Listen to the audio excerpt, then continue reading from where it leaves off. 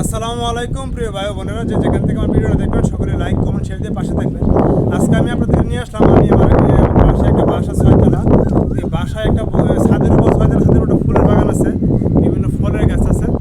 এই গাছগুলো যে পরিচর্যা করে, যে সবসময় বাগানগুলোতে পানি দিয়ে রাখে, এই আমারই বড় ভাই। ইনি এখানে ওনাকে আয়া পাইলাম ছাদের উপর। তো বাইরে বলবো ভাই, ছাদের উপর ফুল বাগান করলে কীরকম লাগে? ইনশাল্লাহ ভালো হয় না? ভালো হয়নি। আচ্ছা ভাই, যে আপনাদের এখানে পানি টানি দিতেছেন, এগুলো এটা কি গাছ ভাই? এটা বেগুন গাছ, এটা এটা হলো মরিচ গাছ।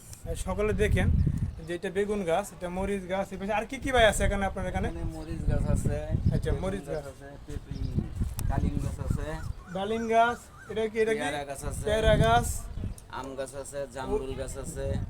এই পাশে কি কি আছে আর ভাই? এই পাশে এই যে আম গাছ আছে। ভাই এগুলো আম কি 12 মাসই হয়? না, তাহলে সিজনে সিজনের আম গাছ এগুলো না? আর এই জামরুল গাছ। জামরুল আছে। জি।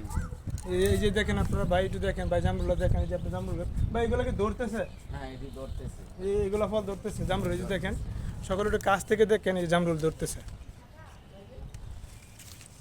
তবে আমরা সকলে মনে করি যে বাড়ির উপরে, ছাদের উপরে ফুলের বাগান, গাছগাছালি বাগান করা সবচেয়ে উত্তম, সুন্দর, পরিবেশটা ভালো লাগে এবং হাতের নাগারে অনেক কিছু সবসময় পাওয়া যায়, তাই না ভাই?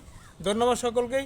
সকলে বাড়ির উপরে ফুল বাগান করুন, ফলের গাছ লাগান। সকলে ভালো থাকবেন। ভিডিওটা ভালো লাগলে লাইক কমেন্ট শেয়ার দিয়ে পাশে থাকবেন।